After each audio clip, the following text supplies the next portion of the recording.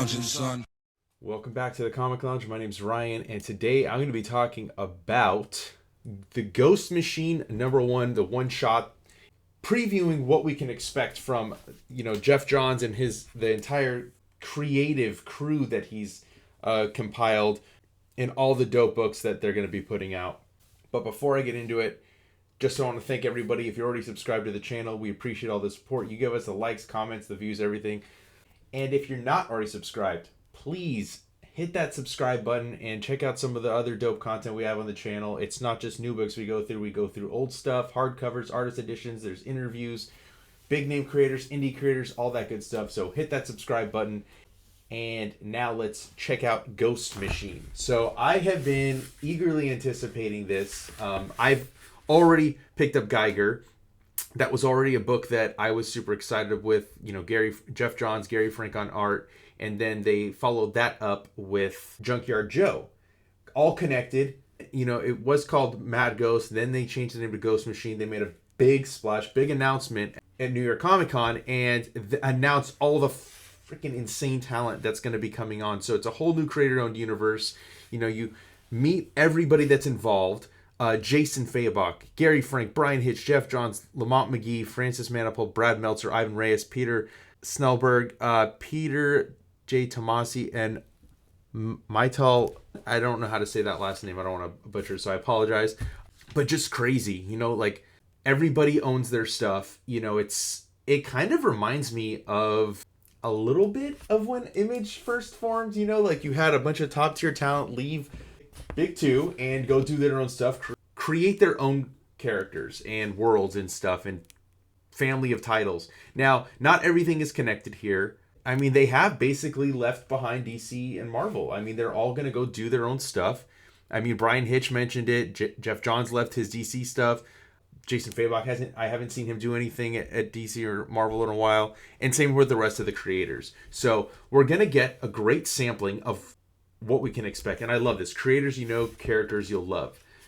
So we're going to get, the Unnamed, which, as I had mentioned, is the connected heroes, characters that Geoff Johns and his collaborators have created. We get Geiger, obviously by Geoff Johns and Gary Frank. We get Redcoat by Geoff Johns, Bryan Hitch. We're going to get the Unnamed timeline, which we've seen in a ton of different issues, whether it was in the Geiger comic or in Junkyard Joe. They've shown this timeline and the characters, but we haven't met everybody yet. And then we are going to get, who the Unnamed are. We get Rook Exodus, which is the first time we're seeing this. This is the creation of Geoff Johns and Jason Fabok.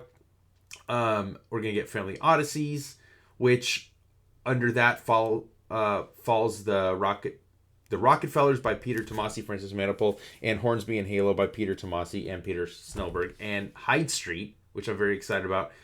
Geoff Johns, Lamont Magee, Ivan Reis, Devour by Maytal Zchut. I really apologize if I'm butchering that name, and Ivan Reis. You got Brad Anderson on colors on most of this stuff, Bjarne Hansen on this Hornsby and Halo, and Danny Mickey on some inks. Just an absolute murderer's row of talent. Geiger is set in the future, so we're 25 years from now. He's called the Glowing Man. If you haven't read Geiger, I highly recommend it.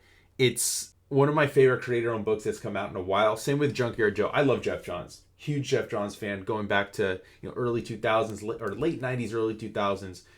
Discovering him with Stars and Stripe, following him to Flash, JSA. He's done Superman. He's done the Batman Earth 1 stuff. He's done Justice League, Green Lantern. So many great titles that are embedded in my brain. So when he was going to do a bunch of creator-owned stuff, I was all on board. I love the design of Geiger. I love Gary Frank's art. Obviously he's got his pet wolf with 2 heads, and his family has died, and he's very bitter. There was a nuclear fallout that he was affected by because he wasn't in the bunker. His family was, and he couldn't get in, and in that time they died and stuff. And he's on the run because people are hunting him. And as this guy says, there's a lot of people coming for you, Mr. Geiger. And he says, let them come on. I love this shot, this panel, the fucking anger, and he doesn't care. His family's dead, and he's got nothing from stopping him to be the monster that everybody says that he is. And this guy mentions Redcoat. And so that kind of leads us into the Redcoat story because he's like, well, who the hell is that? And then we meet, he's talking about how he's met some of the most notable figures, whether it's Benedict Arnold, Einstein, Davy Crockett. We get the Northerner, who we'll realize is one of the unnamed, Annie Oakley, and his name's Simon Pure. He just looks like this cocky, like, kind of douchebag. I guess I would say, kind of the way he's like his face looks right here, but I really dig it. I love his cocky attitude, and he's immortal. And so we see some of his upbringing and how he had a shitty dad. And Bryan Hitch is so good at these close-up shots of just like capturing the facial expressions. I dig his art so much, and I think this is some of the best stuff he's done. I mean, his Ultimate Invasion that he did with Hickman, that was basically his last Marvel stuff for a while.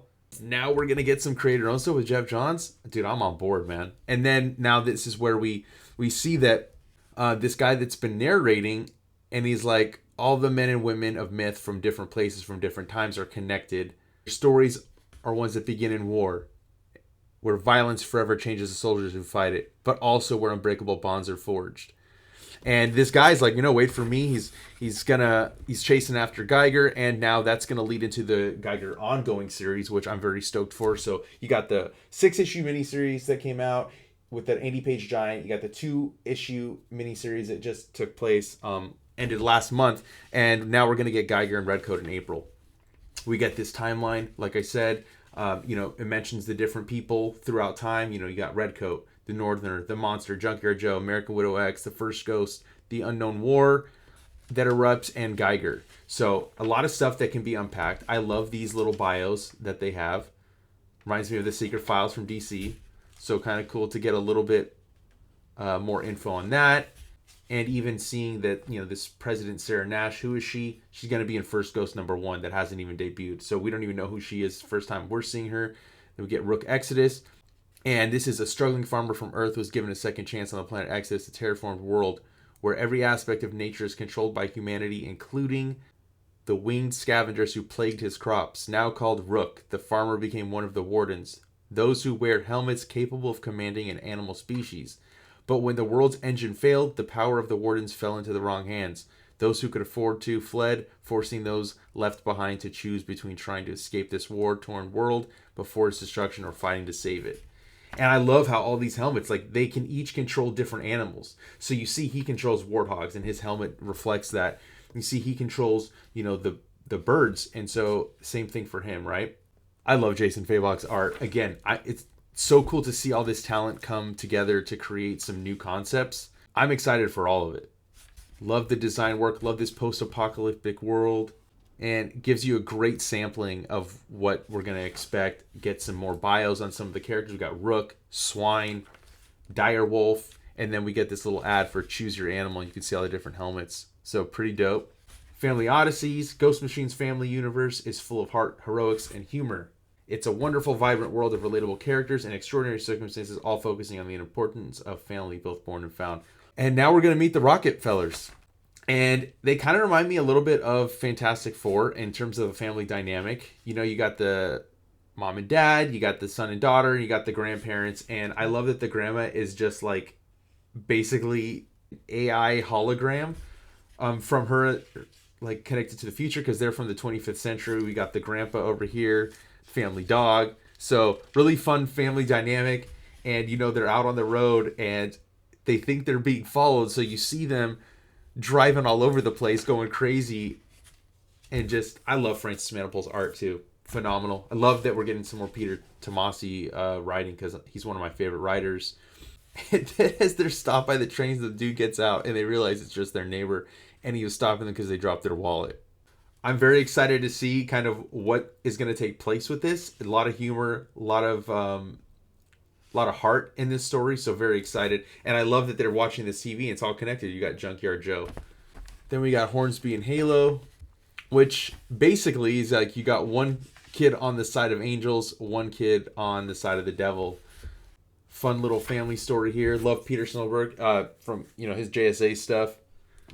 So I'm kind of curious like what this is right here. Like who is he talking to? and communicating with. That's what's kind of the mystery, and I'm excited to see kind of what's going to come from that. Again, more bios, all the characters. We get Hyde Street. Get these cool little ads that are connected to it. I love this. And Ivan Reis' art. I love his stuff so much. And he does horror good. I mean, he did Blackest Night with Geoff Johns, so excited to see how that's going to spin out. We get this kid reading a Rocketfellers comic, to connect it all together. Every town, every city, off every desolate country road, and even in every era, there's a Hyde Street. So what is this going to entail? No clue. But I love that this guy's wearing these like Mr. X-ray glasses, which, are reminiscent of those old ads that you would see in comic books. I'm very curious to see how that's going to tie together. Very excited for that. And again, we get the ads for the stuff all in April. We're getting Geiger 1, Redcoat 1, Rook Exodus 1, and then we're going to get all these titles that will come out following that.